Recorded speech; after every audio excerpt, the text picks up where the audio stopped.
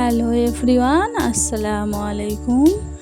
দূরে বা কাছে, দেশ বা দেশের বাইরে থেকে যে বা যারা ভিডিওটি দেখছো, আশা করি আল্লাহ তাআলার অশেষ রহমতে তোমরা সবাই সুস্থ আছো, ভালো আছো।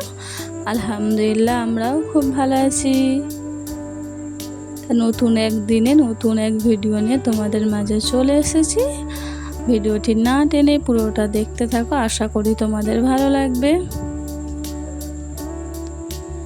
আজকের ভিডিওটি আমি রান্নাঘরে ব্রেকফাস্ট বানানো থেকে শুরু করেছি। যেহেতু বাবু এখন ঘুমাচ্ছে, তা ভাবলাম এই ফাঁকে আমি ব্রেকফাস্টটা বানিয়ে নিই। তার জন্য কিন্তু আমি রান্নাঘরে চলে এসেছি।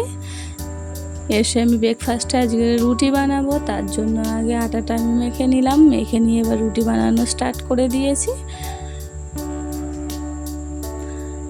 আর যেহেতু ব্রেকফাস্টে বেশিরভাগ টাইম আমরা রুটিটাই খেয়ে থাকি, আটার রুটি হেলদিও, আর বেশ অনেকক্ষণ পেটটা ভরাও থাকে। এছাড়াও আমরা অন্যান্যও কেউ একদিন খাই, বাট বেশিরভাগ টাইম রুটিটাই কিন্তু করা হয়। বাট আগে কিন্তু আমি রুটিটা কিন্তু পারতাম না, বিয়ের আগের কথা বলছি। বাট বিয়ের পরে ধীরে ধীরে আস্তে আস্তে আলহামদুলিল্লাহ অনেকটাই শিখে ফেলেছি।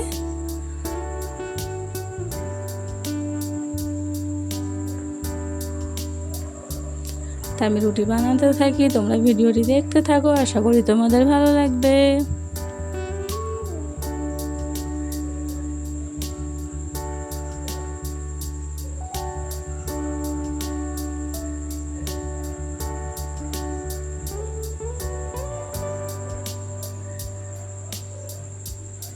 আর রুটিগুলো কিন্তু বেশ ভালোই ফুলছিল, দেখে তো আমার বেশ ভালোই লাগছিল।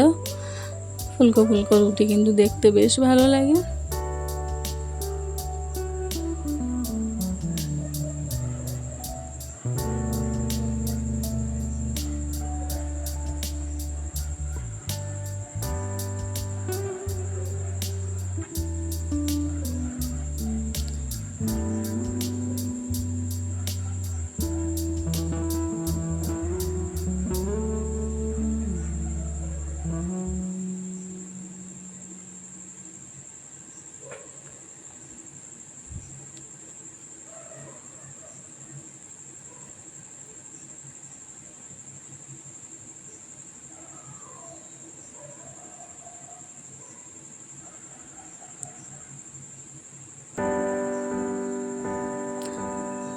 আর এত পর্যন্ত যে বা যারা ভিডিওটি দেখেছো, তোমাদের জন্য একটুও ভালো লেগে থাকে তাহলে like, comment, share and subscribe করে পাশে থেকো।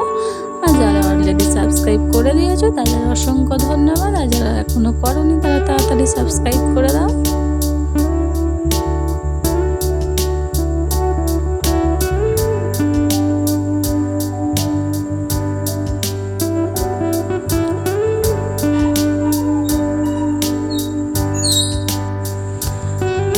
সকালবেলা ব্রেকফাস্টে কিন্তু আমরা রুটির সাথে তরকারিটা খুব একটা খাই না, বেশিরভাগ টাইম চাটা দিয়েই খাই। তাই এই জন্য আমি চাটা বসিয়ে দিচ্ছি।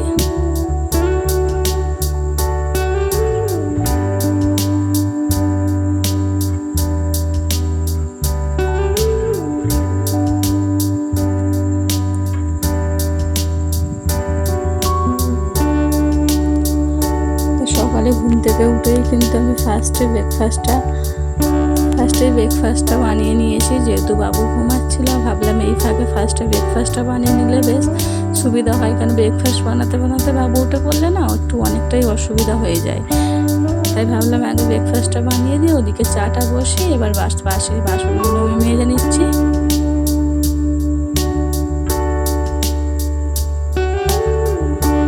তা বাসনগুলো মাজতে মাজতে কিন্তু এদিকে আমার চাও হয়ে গিয়েছে, তাই আমি এবার চাটাকে ছেঁকে নেবো।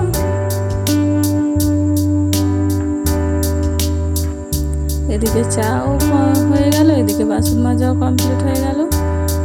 মানে একটার পরে একটা কাজ কিন্তু করে নিতে হয়, একটু মানে টাইম ওয়েস্ট না করে যদি একটার পরে একটা কাজ করতে থাকা হয় তাতে করে অনেকটাই কিন্তু সুবিধা হয়। তা বোতলগুলো তারপরে আমরা কিন্তু ব্রেকফাস্টটা করে নিয়েছি। তার মধ্যে বাবুও উঠে পড়েছিল, ওকেও ব্রেকফাস্ট করিয়ে দিয়েছি। করিয়ে দিয়ে এবার আমি বোতলগুলো নিয়ে বসে পড়েছি। যেহেতু আজকে বোতলগুলো ভালো করে মাজবো, মানে ডিপ ক্লিন করবো বোতলগুলো ভালো করে। যেহেতু সামনে ঈদ, এক একটা করে কাজ না করে রাখলে না একসাথে অনেকটা কাজ হয়ে যাবে, তখন অনেকটা চাপ হয়ে যাবে। তাই ভাবলাম বোতলগুলো আজকেরই মেজে নিই।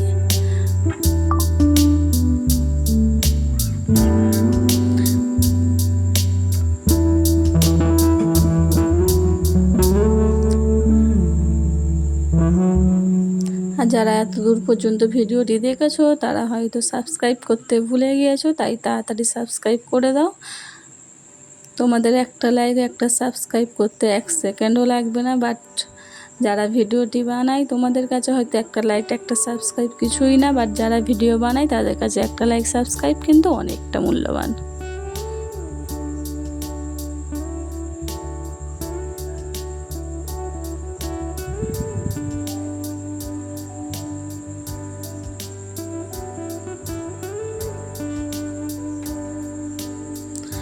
তা বোতল মাজা কিন্তু আমার কমপ্লিট হয়ে গেছে। এবার বোতলগুলো আমি ধুয়ে নিচ্ছি ভালো করে, যেহেতু ভেতরে মেজেছি তাই জন্য ভালো করে কিন্তু ধুতে হবে। তাই বোতলগুলো ধুতে থাকি, তোমরা ভিডিওটি দেখতে থাকো।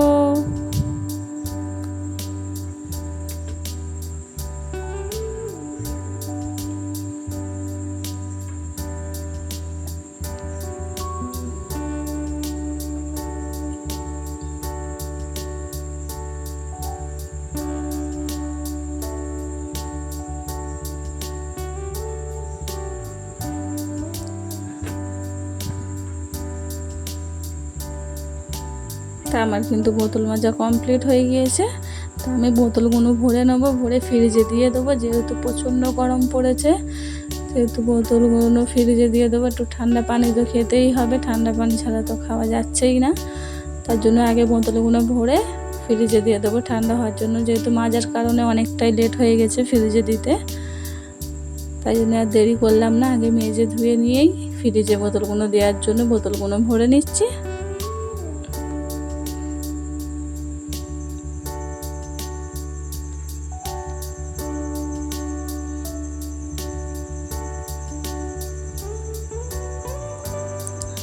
এখনও কিন্তু আমি রান্নাও বসাইনি, আগে বোতলগুলো ফ্রিজে দিয়ে দেবো ঠান্ডা হওয়ার জন্য, তারপরে কিন্তু রান্না বসাবো।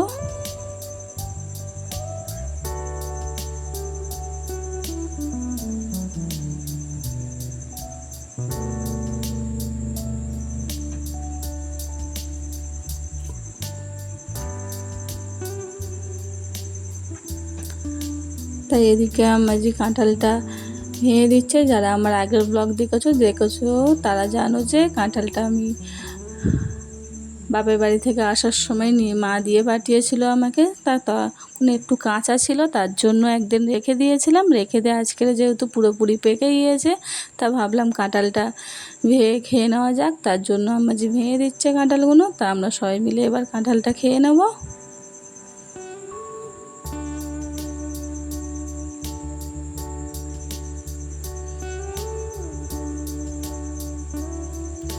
তা কাঁঠাল খেয়ে নিয়ে এবার রান্নার দিকে চলে এসেছি।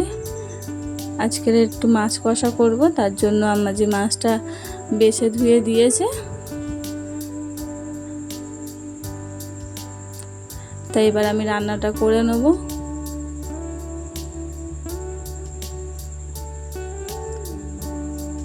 তা মাছটা নুন হলুদ মাখিয়ে মাছটা ভালো করে ভেজে নেব, লাল লাল কড়া কড়া করে ভেজে নেব।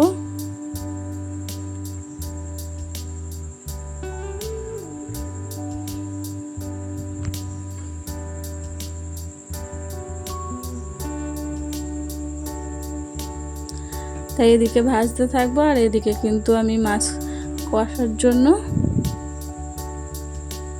রেডি করে নেব।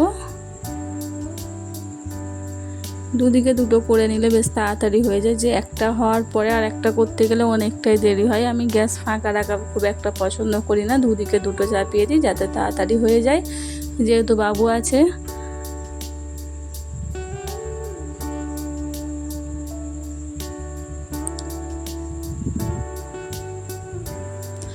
তাই এদিকে মাছ কষার জন্য আমি তেলেতে পেঁয়াজটা দিয়ে দিলাম, তারপরে এক এক করে মশলাটা দিয়ে দেবো। লঙ্কা গুঁড়ো, হলুদ গুঁড়ো, আদা রসুন, নুন সব কিছু দিয়ে আমি ভালো করে কিন্তু কষিয়ে নেব।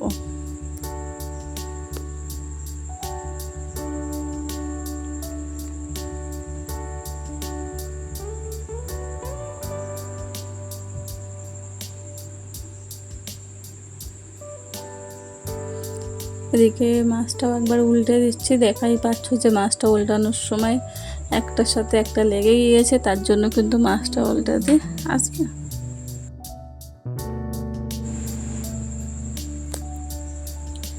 তো মাছটা এবার কিন্তু ভালো করেও কড়া করে ভেজে নেওয়ার জন্য উল্টে দিয়েছি। তো এদিকে মশলাটা কিন্তু কষানো হয়ে গিয়েছে, ভালো করে কষিয়েছি। কষিয়ে এবার কিন্তু একটু টমেটোটা দিয়ে দেবো।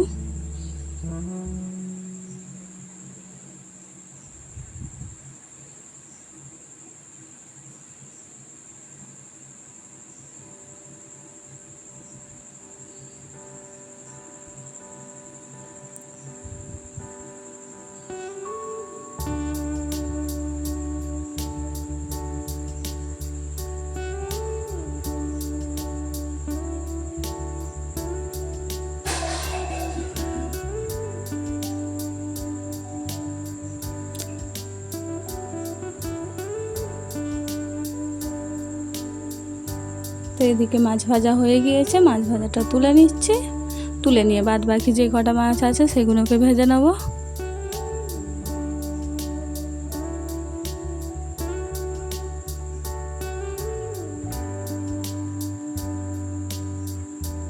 এদিকে মাছ ভাজার কিন্তু প্রথম আমার খুব ভয় লাগতো তেল ছিটকে আসার, কিন্তু বাট এখন ঠিক হয়ে গিয়েছে, ভয়টা কেটে গিয়েছে। প্লাস এদিকে মাছ কষানোটা হয়ে গিয়ে এই মশলাটা কষানো হয়ে গেছে, পানিটা দিয়ে দিলাম। এই পর্যায়ে এসে কিন্তু নুনটা ঠিকঠাক রাখতে হবে, নুনটা চেক করে নিতে হবে, কারণ নুন বেশি হলেও তরকারির টেস্ট হবে না, নুন কম হলেও কিন্তু তরকারির টেস্ট হবে না, তার জন্য নুনটা ঠিকঠাক রাখতে হবে। এদিকে মাছগুলো দিয়ে মাছটাকে এবার একটু ফুটিয়ে নিলে কিন্তু আমার মাছ কষা রেডি। এদিকে উচ্ছে আলু ভাজা, কালকের কিছুটা উচ্ছে ছিল সেইটা আজকের ভাজা করে নেওয়া হয়েছে, একটু রেখে দিলে খারাপ হয়ে যাবে, তার জন্য উচ্ছে আলু ভাজা, ডাল আর মাছ কষা দিয়ে দুপুরের খাবারটা আমরা খেয়ে নিলাম। তো আজকের ভিডিওটি এই পর্যন্ত। যদি তোমাদের ভালো লেগে থাকে তাহলে like, comment, share and subscribe করে দিও। তো দেখা হচ্ছে নেক্সট ভিডিও। আল্লাহ হাফেজ।